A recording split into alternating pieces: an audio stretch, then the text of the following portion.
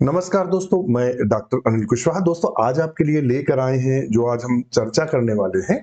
तो आज हमारा जो चर्चा का विषय है और या चर्चा करने वाले हैं वो बीपीएससी का जो ग्रेड फर्स्ट का जो एग्जामिनेशन हुआ, जो पीजीटी बॉटनी का जो एग्जामिनेशन हुआ जिसके नियुक्ति पत्र वितरित हो चुके हैं।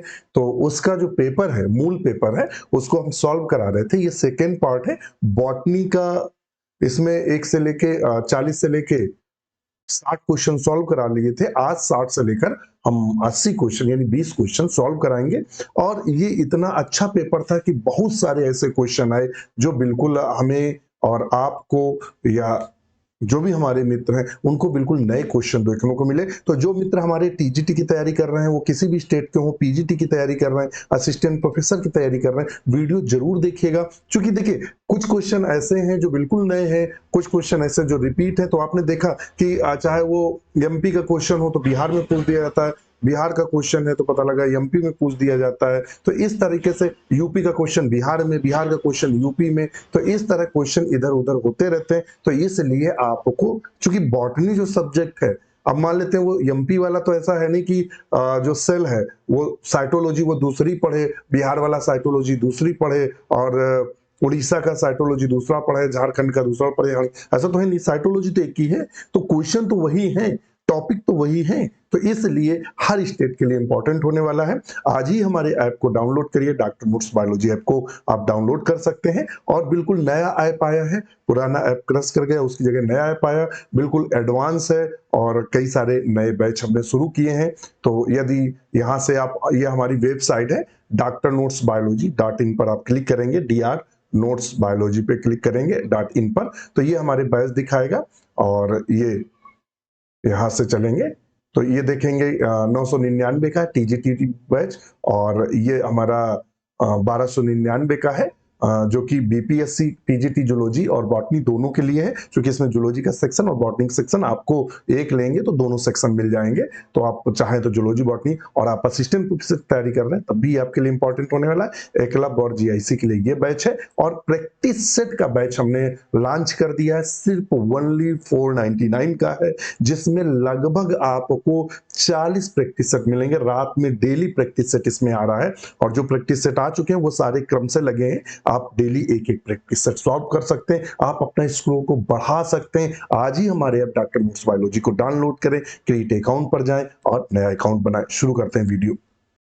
तो चलते क्वेश्चन नंबर 61 देखते हैं। आप किसी भी स्टेट की आप तैयारी कर रहे हैं, किसी भी एग्जाम बायोलॉजी की तैयारी कर रहे हैं, अगर वहां बायोलॉजी पूछी जानी है, वो चाहे TGT, PGT, LT, GIC, KVS, NVS, DSSB, किसी भी स्टेट का पीजीटी, टीजीटी हो, एमटी वर्ग हो या स्टेट हो, सबके लिए प्रॉपर इंपॉर्टेंट होने वाला। वीडियो मिस मत करिएगा। आज ही जुड़े हमारे साथ। पूरे यूपी में टीजीटी पीजीटी में सबसे ज्यादा चयन देने वाला परिवार है। तो आज ही जुड़िए। इतनी मेंबरशिप है कि आपके जो बच्चा है वो यूकेजी में 1 महीने की जो ट्यूशन फीस है उतने में हम आपको कोर्स उपलब्ध करा रहे हैं। उसके अलावा आपको और क्या मिल रहा है, तो उसके अलावा आपको नोट्स की पूरी लाइब्रेरी मिलेगी, आपको प्रैक्टिस सेट अवेलेबल रहेंगे, और इसके अलावा डिस्कशन होता है रात में, वो अवेलेबल रहेगा। इसके अलावा सारी थ्योरी क्लासेस अवेलेबल रहेंगी, जो कि नोट्स बनाकर पढ़ाया जाता है, फालतू का कुछ भी नहीं पढ़ाया जाता। क्वेश्चन नंबर 61 कहता है, why do the conservation biologist think global warming may lead to the extensive species declination। मतलब कह रहा है why do the conservation biology, जो कंजर्वेशन के लिए जो बायोलॉजिस्ट हैं या जो जीव वैज्ञानिक है, थिंक ग्लोबल वार्मिंग में lead to the extensive species declination. अब इसका हिंदी वर्जन हम तुरंत दिखा दें। कहता है संरक्षण जीव वैज्ञानी, जो जीव विज्ञानी है, क्या सोचते हैं कि ग्लोबल वार्मिंग व्यापक प्रजातियों की गिरावट का कारण बन सकती है। क्योंकि अतीत में पादप समुदाय संरचना में थोड़ा परिवर्तन हुआ है, वह वर्तमान समुदाय के जलवायु परिवर्तन अनुकूल होने की उम्मीद नहीं करता। जलवायु परिवर्तन की भयावहता पिछली अवधि से जलवायु परिवर्तन की तुलना में बहुत अधिक है, और कई पौधों की प्रजातियां अपनी सीमाओं को उस गति तक स्थानांतरित करने में सक्षम नहीं हो सकती हैं जिस गति में तापमान होता है। अब इंग्लिश वर्जन में हम देख लेते हैं फटाफट, क्योंकि वो क्वेश्चन समझना भी है, कई सारे हमारे मित्र हिंदी के जुड़े हुए हैं। The Since little change in the plant community composition has occurred in the past, we cannot be expect present communities to adapt to climate change. The magnitude of the climate change will be the much greater than the past periods of the climate change, or many plant species may not be able to the shift their ranges at the same pace as the northern movement of the temperature zone. तो इसका सही answer क्या होगा, बताएं आप।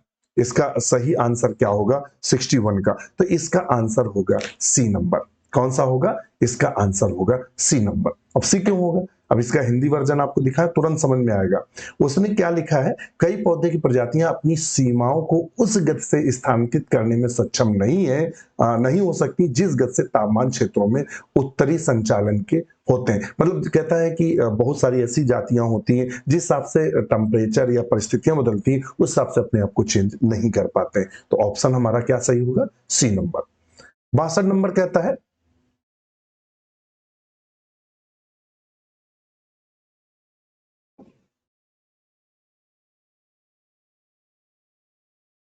Question number 62 कह रहा है the total rate of photosynthesis. क्या कह रहा है? Total rate of photosynthesis including the organic matter used up the respiration during the measurement period is called. कहता है जो फोटोसिंथेसिस उसमें उसका ऑर्गेनिक मैटर भी इंक्लूड कर लेते हैं, in the respiration during the measurement period is called. तो यहाँ वर्ड दिया हुआ है ग्रास प्राइमरी प्रोडक्टिविटी। तो ग्रास प्राइमरी प्रोडक्टिविटी क्या होती है, ध्यान रखना। ग्रास प्राइमरी प्रोडक्टिविटी बराबर होता है नेट प्राइमरी प्रोडक्टिविटी और प्लस रेस्पिरेशन। ध्यान रखिएगा, यानी पूरा फोटोसिंथेसिस हुआ और उसका organic matter used up in the respiration during में जो रेस्पिरेशन में यूज हुआ उस सब को जोड़कर क्या कहेंगे, तो उसको हम ग्रास प्राइमरी प्रोडक्टिविटी के नाम से जानते हैं। अब कहता है नेट प्राइमरी प्रोडक्टिविटी क्या होती है, ये लिखा है नेट प्राइमरी प्रोडक्टिविटी। तो नेट प्राइमरी प्रोडक्टिविटी बराबर होता है grass primary productivity minus respiration. ध्यान रखें, ग्रास प्राइमरी प्रोडक्टिविटी में अगर रेस्पिरेशन जो हुआ है उसको अगर हटा लिया जाए और जो उसमें खर्च हुआ है वो हटा लिया जाए तो वो हमारा निकल आएगा नेट प्राइमरी प्रोडक्टिविटी। ये क्वेश्चन आगे बना है, फिर उसने इस तरह का क्वेश्चन घुमाया है। और एक और आता है, ध्यान रखिएगा, रेस्पिरेशन बराबर क्या होता है, यहां हम लिख लेते हैं रेस्पिरेशन यानी श्वसन बराबर क्या होता है, तो श्वसन बराबर होता है जीपीपी पे gross primary productivity minus N PP यानी नेट प्राइमरी प्रोडक्ट। यानी ग्रास प्राइमरी प्रोडक्टिविटी में अगर नेट प्राइमरी प्रोडक्टिविटी को घटा देंगे तो रेस्पिरेशन हमारा निकल आएगा कि कितना यूज हुआ, उसमें कितनी प्रोडक्टिविटी होती है उसकी, तो हमारा रेस्पिरेशन निकल आएगा। क्वेश्चन नंबर नेक्स्ट पर चलते हैं, 63 है, in the lytic cycle of A bacteriophage the host DNA is.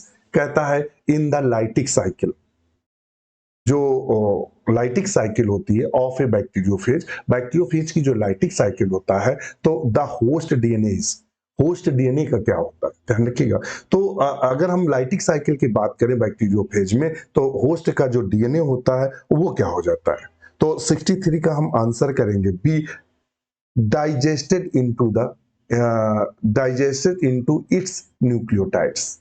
Option B को सही करेंगे। एक्चुअली में होता क्या लाइटिक साइकिल में, तो हम यहां लिख लेंगे lytic cycle.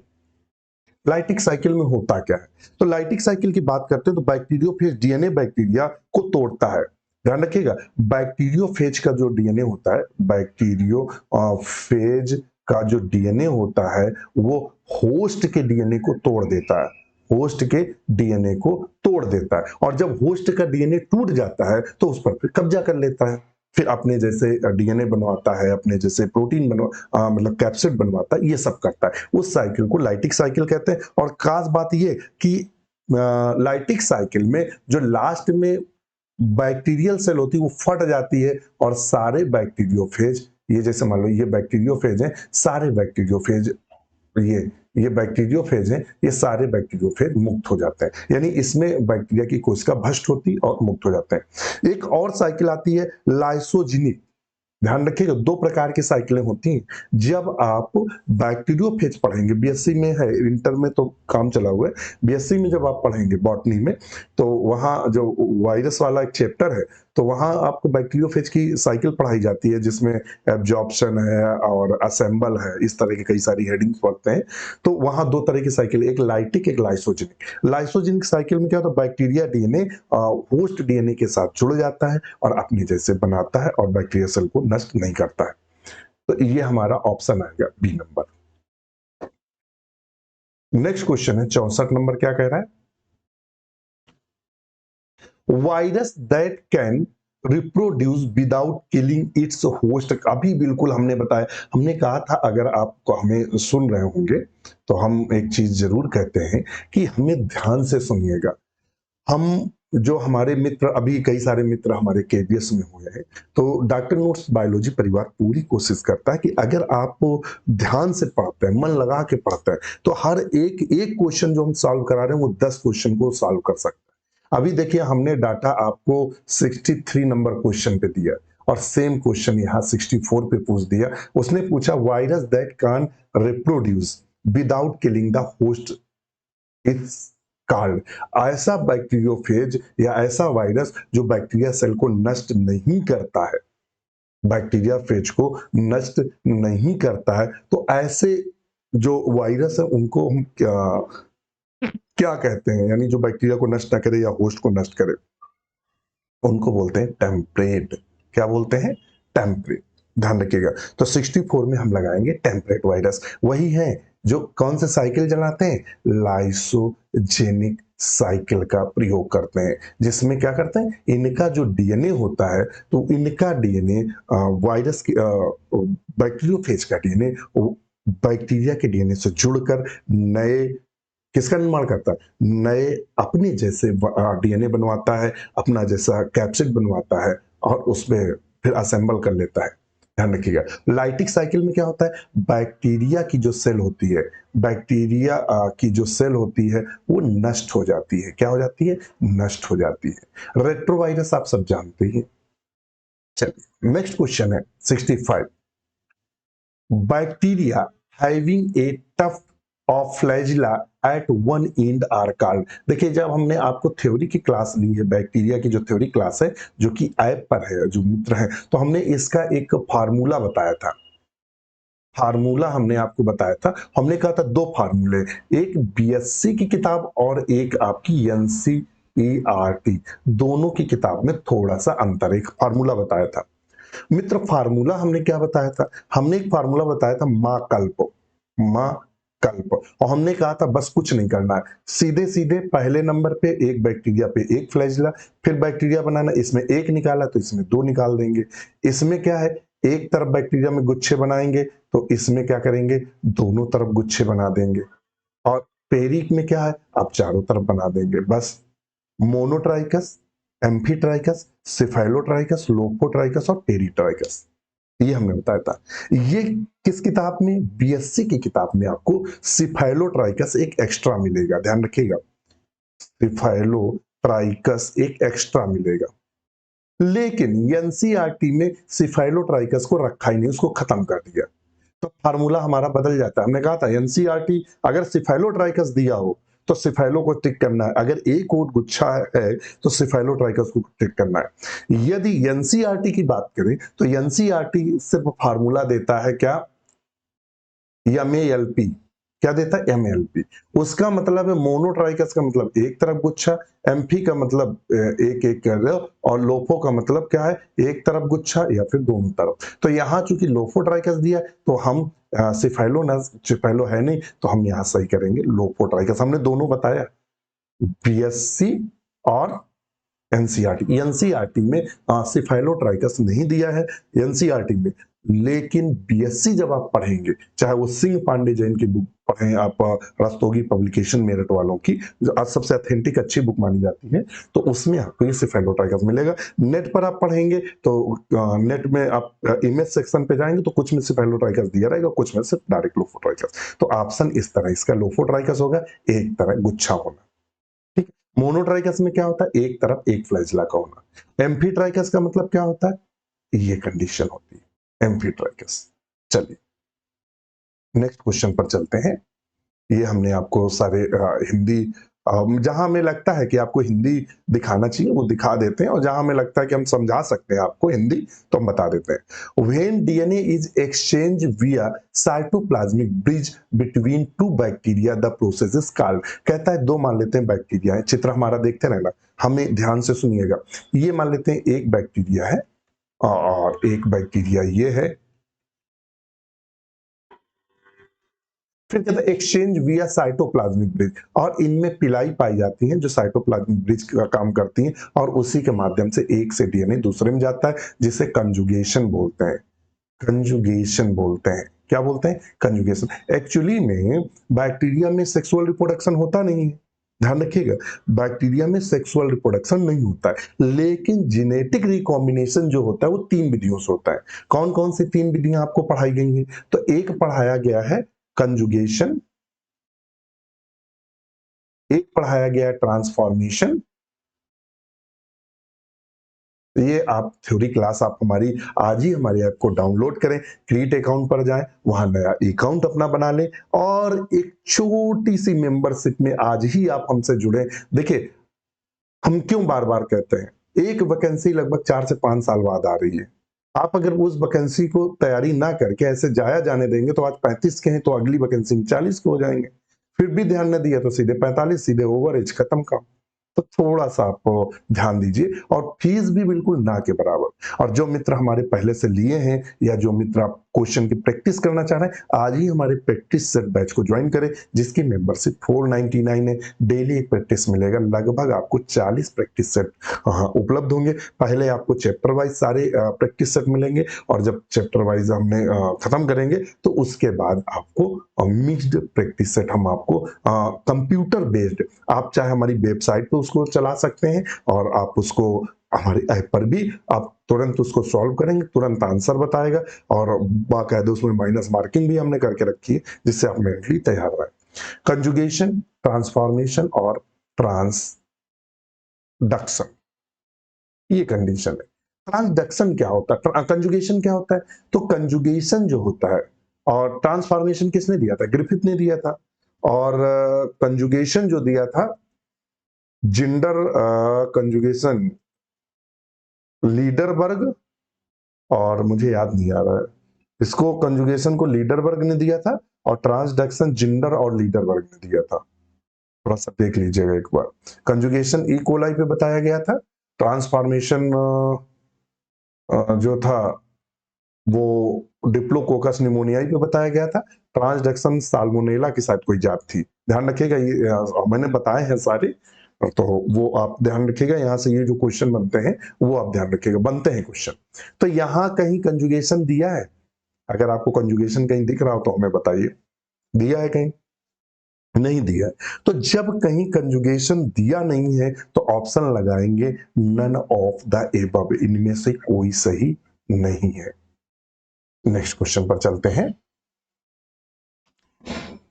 The bacterium that causes botulism belongs to. Botulism क्या होता है? बोtulism का मतलब होता है विषाक्तता। देखिएगा, जो लोग बासी खाना खा लेते हैं, अगर सुबह का रखा हुआ शाम को अगर फ्रिज वगैरह में नहीं लगाया गया और खा लेते हैं, तो फिर उनको क्या हो जाता है, लोग बोलते हैं फूड पॉइजनिंग हो गई, दस्त आते हैं और उल्टी आती है, दस्त आते हैं उल्टी आती है, समय से इलाज ना मिले तो मृत्यु भी हो जाती है। तो बोtulism किसके कारण होता है? इनमें वो बैक्टीरिया कौन है जो क्लोस्ट्रीडियम बोtulinum नाम का एक बैक्टीरिया होता है, तो वो है क्लोस्ट्रीडियम, जिससे बोtulism हो जाती है, यानी विषाक्तता हो जाती है। अगर इसको हिंदी में देखेंगे तो हिंदी में फटाक से आपको दिखा देंगे, बोtulism पैदा करने वाला जीवाणु तो क्लोस्ट्रीडियम है। ध्यान रखिए, बोtulism किससे होता है? क्लोस्ट्रीडियम से। तो ऑप्शन नंबर हम क्या सही करेंगे? ए को। ये कॉमन क्वेश्चन है, ये हर एग्जाम में इस तरह का क्वेश्चन आपको देखने को मिलेगा। नेक्स्ट क्वेश्चन है, a plant disease in which of the pathogen. ये प्लांट पैथोलॉजी से क्वेश्चन पूछा गया है, प्लांट पैथोलॉजी से क्वेश्चन है। A plant disease in which the pathogen is seen as the cottony growth on the surface of the host is called. कहता है जो पत्ती होती है भाई, मान लेते हैं ये पत्ती है और ये, और उस पे क्या होता है, कॉटनी कॉटनी ग्रोथ देखने को मिलती है। यानी कि disease which the pathogen seen as a cottony growth on surface of leaf, leaf के सरफेस पर कॉटनी हमें ग्रोथ यानी जो कपास की तरह ग्रोथ देखने को मिलती है, तो वो कौन सा रोग है, तो उसे हम प्राय डाउनी मिल्ड्यू कहते हैं। क्या कहते हैं, डाउनी मिल्ड्यू। डायनो मिल्ड्यू होता किसके, तो पेरेनोस्पोरा पिसी से होता है, पेरेनोस्पोरा पिसी से होता है। हम मुझे याद है इसका हमने प्रोजेक्ट तैयार किया था, आज हमें याद है जब हम एमएससी कर रहे थे तो उस समय पेरेनोस्पोरा पिसी हमारा प्रैक्टिकल लगा था, तो पेरेनोस्पोरा पिसी को हमने तैयार किया था। और मुझे याद है कि वो प्रोजेक्ट हमने नहीं बनाया था, लैब में शायद लैब में रखा था, तो सडनली उसको उठा के घर ले आए थे, फिर वही प्रेजेंट कर दिया था। तो चूंकि ये बाप से तो ये बातें शेयर की जाती हैं, क्योंकि वो बड़ा किसी ने बनाया होगा, किसी भाई देखिए हमारे हाथ थोड़े तंग रहते थे चित्र में, तो किसी लड़की का बना रखा होता था, हमारे जो सीनियर्स होंगे लैब में रखा था, तो हमने उठा के अपने घर ले आए, वही उठा के प्रेजेंट कर दिया था, तो मार्क्स बहुत अच्छे आए थे। तो ये है, तो डाउनी मिल्ड्यू की बात करते हैं। अच्छा, पाउडरी मिल्ड्यू क्या होता है, पाउडरी मिल्ड्यू लोअर सरफेस अपर दोनों पे होता है और ये फैलता है इराइस्फी पॉलीगोनी, इराइस्फी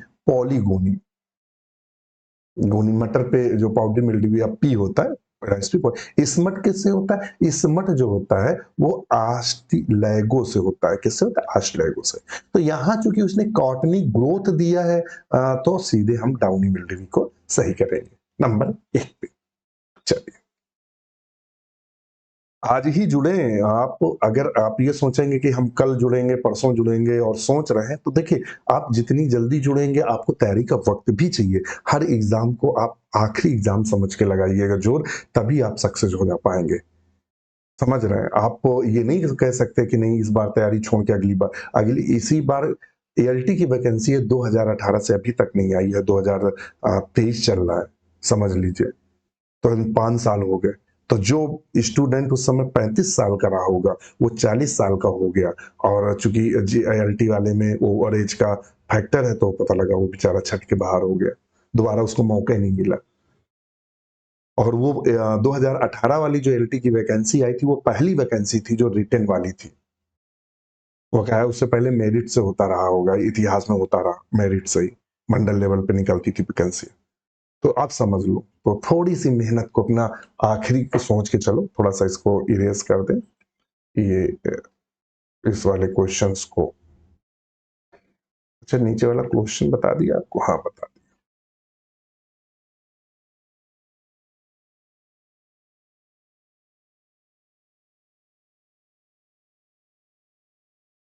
चलिए, क्वेश्चन नंबर 69 क्या कह रहा है, पेन ले लेते हैं, अब रेड पेन ले लें, थोड़ा सा अच्छा दिखेगा। Disease which appears more or less constantly year after year is moderate to the severe form in particular areas known as। कहता है disease which appears more of the less, मतलब ज्यादा या कम, कॉन्स्टेंटली ईयर आफ्टर ईयर, प्रत्येक वर्ष एक आती है, मॉडरेट या फिर सीवियर कंडीशन में होती है, यानी मध्यम क्रम में होती है या फिर उग्र हो जाती है, पर्टिकुलर एरिया में, एक निश्चित एरिया में ही फैलती है, उसे इस प्रकार की डिजीज को एंडेमिक कहते हैं। ये प्लांट पैथोलॉजी में आपको देखने को मिलेगा, चाहे वो बीपी पांडे की आप बुक ले लीजिएगा, सबसे अच्छी बीपी पांडे की मुझे लगती है बुक जो मैंने पढ़ी है, वो बीपी पांडे की सबसे अच्छी बुक है, एमएससी में काम करती है बीपी पांडे की बुक, तो होगी आपके पास, क्योंकि जो हमसे मित्र पढ़ रहे होंगे वो एमएससी लगभग किए होंगे। अच्छा, तो एंडेमिक डिजीज के नाम से जानते हैं। पैंडेमिक डिजीज क्या होती है, जो पैंडेमिक डिजीज, अगर कोई कहे पैंडेमिक डिजीज क्या होती है, अब पैंडेमिक डिजीज कौन सी थी, तो पैंडेमिक डिजीज कोरोना था। क्या था, जो पैंडेमिक डिजीज था वो क्या था, तो वो मित्र था कोरोना, जो वाइड स्प्रेड था, उग्र था और वाइड स्प्रेड था, पूरे मतलब कई देशों में फैला, मतलब उसका लिमिट नहीं था कि केवल इतने में फैलेगा, उसे बोलते हैं पैंडेमिक डिजीज।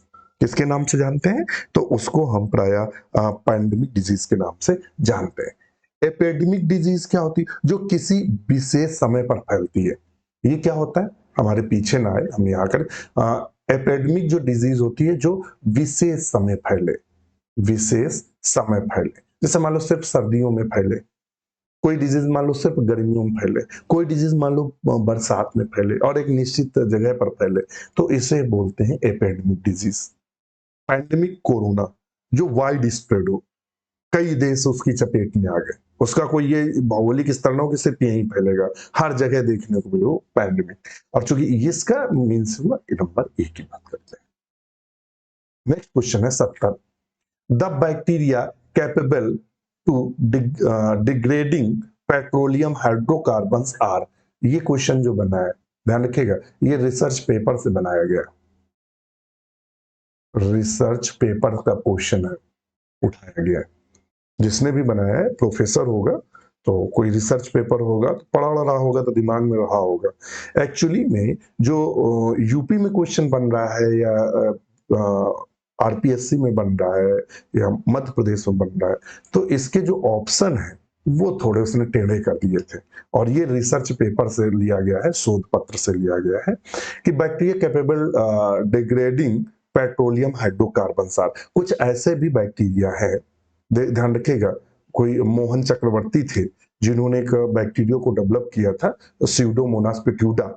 ध्यान रखिएगा, अक्सर क्वेश्चन जो पूछा जाता है, हम आपको भी बता रहे हैं, जो क्वेश्चन पूछा जाता है जनरली वो ये पूछा जाता है कि इनमें वो कौन सा बैक्टीरिया है जो पेट्रोलियम हाइड्रोकार्बन को डिग्रेडेट करता है।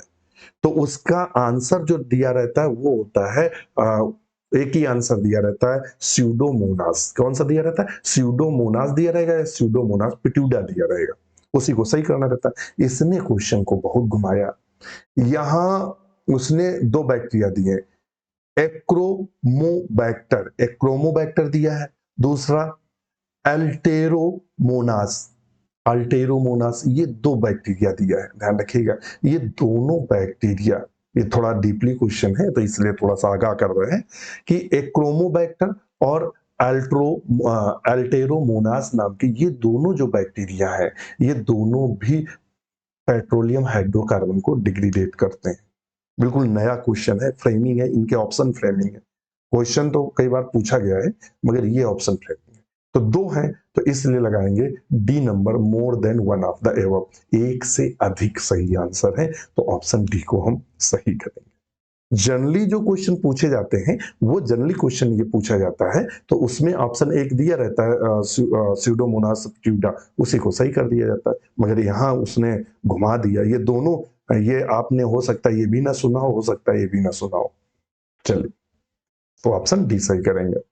और ये हमारा टेलीग्राम लिंक है, आप हमारे डिस्क्रिप्शन में जाइएगा तो हमारा टेलीग्राम ऑफिशियल है जहां नोटिफिकेशन वगैरह और आपको जानकारी अपडेट होती रहती है। इस लिंक पर आप क्लिक करके जुड़ सकते हैं। आप हमारे यूट्यूब पर जाएंगे तो वहां लिंक पे ये लिंक दिया रहेगा, क्लिक करके टेलीग्राम से आज ही हमारे टेलीग्राम से जुड़ जाइए।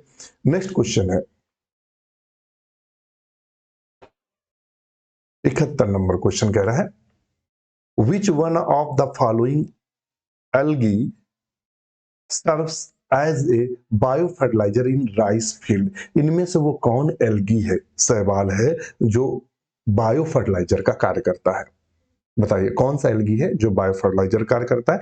तो प्राय जो साइनोफाइसी के सदस्य हैं, साइनोफाइसी के सदस्य हैं, यानी जिनको हम ब्लू ग्रीन एल्गी के नाम से जानते हैं, नील हरित शैवाल के नाम से जानते हैं, उनमें तो क्लमाइडोमोनास क्या है? क्लमाइडोमोनास क्लोरोफाइसी का सदस्य है, क्लोरोफाइसिक, तो इसको पहले ही खत्म कर दो मतलब में।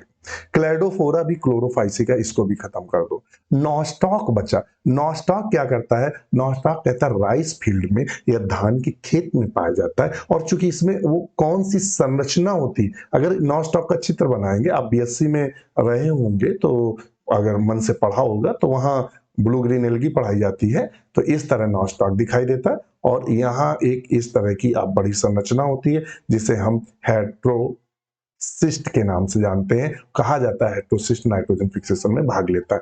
तो नॉस्टॉक है सही है जो बायो फर्टिलाइजर राइस फील्ड में कार्य करता है, या हिंदी में क्या बोलेंगे बायो फर्टिलाइजर को? जैव उर्वरता, हिंदी उसकी होगी बायो, जैव उर्वरता का कार्य करता है। तो जैव उर्वरता का कार्य कौन करता है? तो नॉस्टॉक करता है, जो कि ब्लू ग्रीन एल्गी है और हमने चित्र भी बनाया है, ये देख लीजिएगा। नेक्स्ट क्वेश्चन है, the earth first forest was form of plant belonging to. कहता है जो पहला पृथ्वी पर फॉरेस्ट बना, जंगल बना, वो इनमें से कौन से कुल है? तीनों की तीनों टेरिडोफाइट्स हैं। ध्यान रखते हो, टेरिडोफाइट्स हैं। फाइट्स के पार्ट है या टेरिडोफाइट्स के क्लास बोल सकते हैं, तीनों है। आप टेरिडोफाइट जब पढ़ेंगे, क्योंकि ब्रायोफाइट्स क्या थे? ब्रायोफाइट्स तो बहुत छोटे नन्हे नन्हे थे, कुछ तो ऐसे थे जो सतह पर रिक्सिया मार्केंसिया, तो उनका तो जंगल बनने का कोई है नहीं। उसके बाद ब्रायोफाइट्स के बाद जस्ट आए हमारे टेरिडोफाइट्स। तो टेरिडोफाइट्स जब आए तो उनमें भी साइलोफाइटा था, जो आद्य है, इसमें साइलोफाइटा ही जीवित है, जिसमें राइनिया वगैरह था। तो इसका तो मतलब ही नहीं है, क्योंकि बहुत बहुत बड़े नहीं थे, मिनिमम थे। लाइकोप्सिडा, जिसमें लाइकोपोडियम सेलेजनिला आता है, लाइकोप्सिडा जो है, इसके जंगल बने, तो ऑप्शन बी को हम सही करेंगे। नेक्स्ट क्वेश्चन है, which one of the following algae is not found in fresh water. इनमें से कौन सी एल्गी फ्रेश वाटर में नहीं पाई जाती, यानी ऐसा कौन सा इनमें सवाल है। ये अब जो क्वेश्चन चल रहे हैं वो एल्गी से क्वेश्चन बने हैं, ध्यान रखिएगा। क्वेश्चन किससे बने? एल्गी से। कहता विच one of the following algae not found in the fresh water. इनमें से वो कौन सा सवाल है जो अलवण जल में नहीं पाया जाता है? नॉस्टॉक आराम से फ्रेश वाटर तालाब, और जानते ही हैं अभी तो ऊपर क्वेश्चन देखा धान के खेत में, और धान के खेत में पाए तो फ्रेश वाटर आ जाता, नॉट सॉल्टी वाटर है, तो इसको तो पहले ही खत्म करो। साइटोनुमा भी फ्रेश वाटर में पाया जाता है।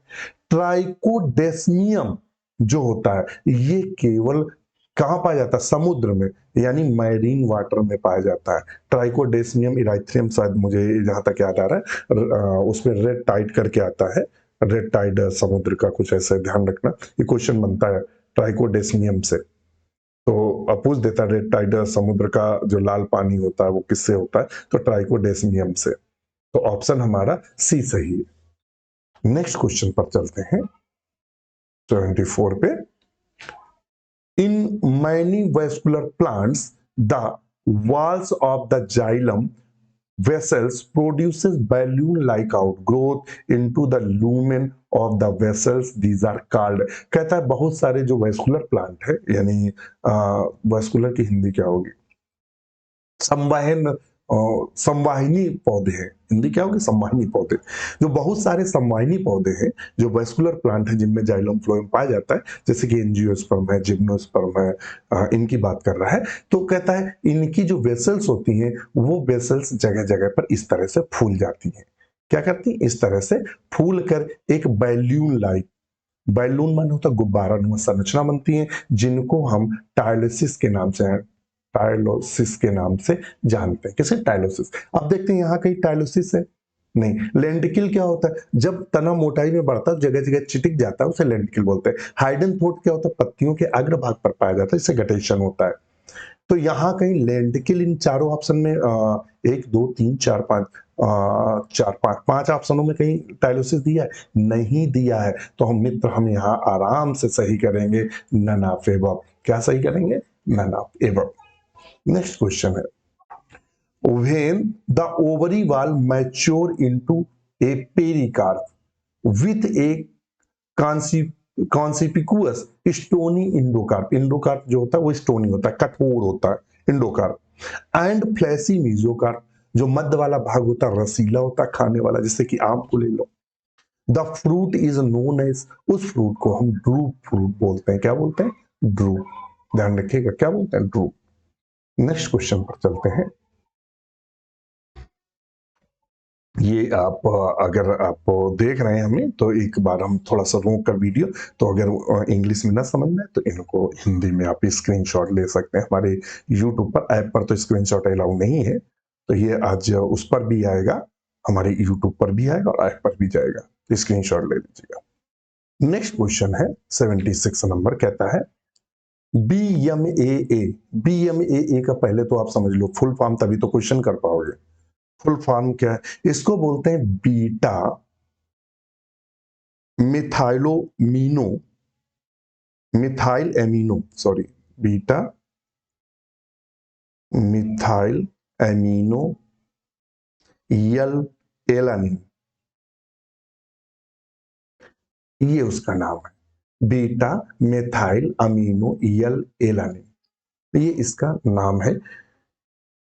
A neurotoxin is present in the seeds of, ध्यान रखिएगा, BMAA, a neurotoxin is present in the seeds of, किसके सीड्स में पाया जाता है? Neurotoxin is the present in the seeds of. देखिएगा जो BMAA होता है जनरली साइनोबैक्टीरिया में पाया जाता है, साइनोबैक्टीरिया में पाया जाता है, इसको ध्यान में रखिए। किसमें पाया जाता है? साइनोबैक्टीरिया में।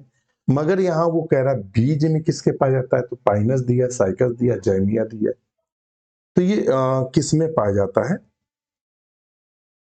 हम जनरली बता दिए कि ये जो प्रोड्यूस होता है साइनोबैक्टीरिया में, ब्लू ग्रीन एल्गी में होता है, मगर यहाँ सीड की बात कर रहा है तो ऑप्शन 76 में बी को लगाएंगे।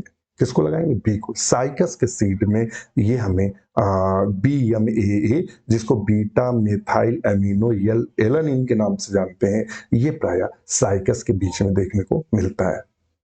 चलिए नेक्स्ट क्वेश्चन है, genera plantarum appeared in 3 volume was written by, genera plantarum किसने लिखा 3 वॉल्यूम में? तो जेनरा प्लैंटेरम देखिए 2 वैज्ञानिकों ने लिखा। किसने? एक बैंथम और हुकर ने भी लिखा है, और जेनरा प्लैंटेरम लीनियस ने भी लिखा है। आप पढ़िएगा, पढ़ेंगे तब मजा आता है, तब आपको चीजें छोटी छोटी पता चलती हैं। किसने लिखा? तो लीनियस ने भी लिखा है और बैंथम हुकर ने लिखा है, मगर 3 वॉल्यूम उसने कहा, 3 वॉल्यूम में सिर्फ लिखा है किसने?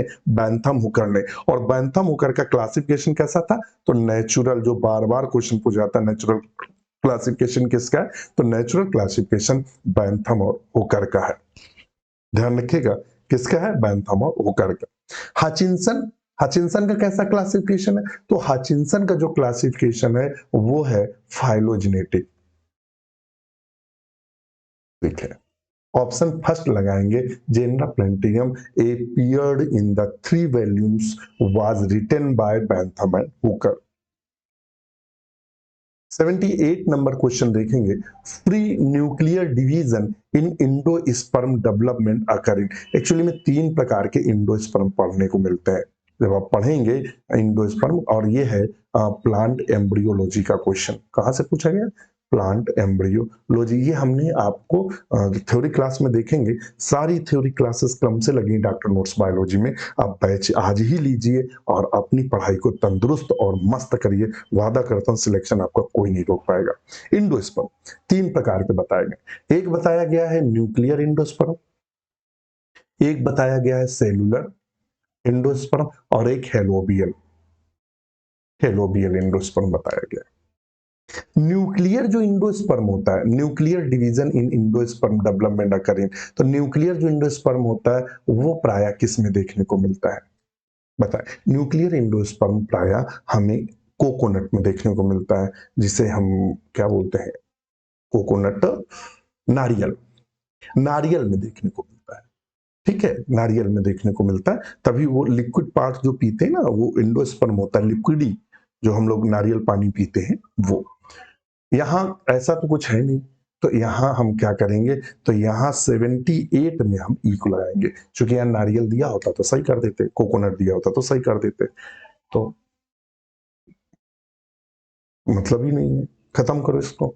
अच्छा, फिर आता है सेलुलर इंडोस्पर्म, किस में पाया जाता है? सेलुलर जो इंडोस्पर्म, ध्यान रखिएगा हम नाम बताया देना, सेलुलर जो इंडोस्पर्म है तो मित्र सेलुलर इंडोस्पर्म सैप्रोफाइटिक प्लांट में पाए जाते हैं, saprophytic plant and parasite plant में पाए जाते हैं। लेकिन कस्कुटा को छोड़कर, अमरबेल जिसे कस्कुटा बोलते हैं उसको छोड़कर, जो सैप्रोफाइटिक प्लांट है या परजीवी पौधे हैं एंजियोस्पर्म के, उसमें हमें सेलुलर इंडोस्पर्म देखने को मिलता है। ध्यान रखिएगा। हेलोबियल इंडोस्पर्म किसमें देखने को मिलता है? तो मोनोकॉट में देखने को मिलता है, जनरली किसमें? मोनोकॉट में।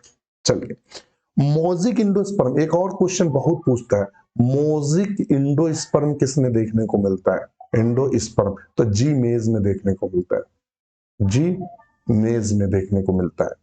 अगर बात करें रूमिनेट इंडोस्पर्म किसमें देखने को? अरेका कटैचु दिया है,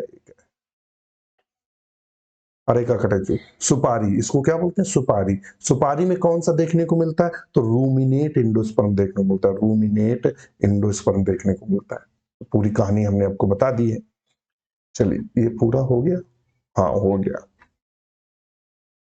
ये है। नेक्स्ट क्वेश्चन है, थोड़ा-सा ऊपर कर लें इसको चूँकि हमारी पीठ पीछे आता है। हाँ, ये। The part of the seed that provide nutrition for the growing dicot seedling. Dicot में प्रायः कॉटिलेडन पाए जाते हैं, कॉटिलेडन्स पाए जाते हैं। आपने चना देखा होगा, चना तो सब लोगों ने खाया है। भुने हुए चने खाए होंगे तो ऊपर का छिलका निकाला तो 2 फक्कड़ निकलते हैं। एक्चुअली वो कॉटिलेडन्स होते हैं, जो दाल वाली दलहनी फसलों में स्पष्ट होते हैं। जैसे ही आप अरहर की दाल को दराई करते हैं, गाँव में दरा जाता है, तो उसमें देखना 2 फक्कड़ आते हैं, दाल के हमें 2 टुकड़े आते हैं, तो वो एक्चुअली में कॉटिलेडन्स होते हैं, वो छोटा-सा एम्ब्रियो होता है। तो डाइकॉट में कॉटिलेडन्स प्रायः भोजन देने, सीडलिंग को फूड देते हैं, भोजन सप्लाई करते हैं। यहाँ प्लूम्यूल दिया है, माइक्रोपाइल दिया है, एल्यूमिनियम लेयर दिया है, कहीं कॉटिलेडन आपको दिख रहा है? नहीं दिख रहा है। तो सिंपल सी बात है, ऑप्शन ए सही करेंगे, none of above. Next question है,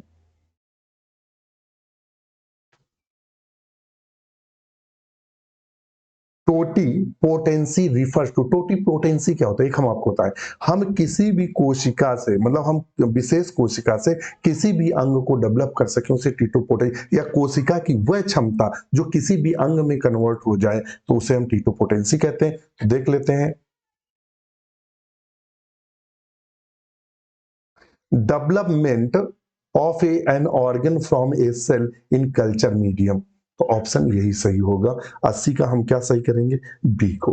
तो इस तरह दोस्तों आज हमने जो 20 क्वेश्चन है वो आपके साथ सॉल्व किए, हमें अच्छा लगा। तो आपको भी अच्छा लगेगा, वीडियो पूरा देखिएगा, स्किप मत करिएगा। देखिए, पढ़ने में किसी को मजा नहीं आता, क्या आपको क्या मुझे, तो पढ़ने में मजा नहीं आता मगर मेहनत करनी पड़ती है और रात दिन लगना पड़ता है, तब आपको जॉब मिलती है। और जो ये जॉब आप टीजीटी, पीजीटी, एलटी, जीआईसी के, इनकी सबके सैलरियां 60 से ऊपर है, 60,000 से ऊपर है। पीजीटी की 65 के शुरुआत ही 65-70 के आसपास से होती है। अगर महानगर में तो पीजीटी की सैलरी जो है वो 70 के आसपास है, और आपके जो टीजीटी की है वो 65 के आसपास है। तो सैलरियां भारी भरकम है, और तो अब तैयारी करनी पड़ेगी, और केवल सब्जेक्ट आप हमारे साथ रहिएगा, डाउनलोड करिएगा, और हमारे ऐप को आज ही हमें लॉगिन करिएगा, डॉक्टर नोट्स बायोलॉजी पर। ये हमारी वेबसाइट है, तो आप हमारे ऐप को, और ऐप का ही ध्यान रखिएगा, जैसे ये है वो हमने इंटरनेट कनेक्शन हटा दिया है तो ये चला गया। चलिए, आज के लिए इतना ही। बहुत बहुत धन्यवाद।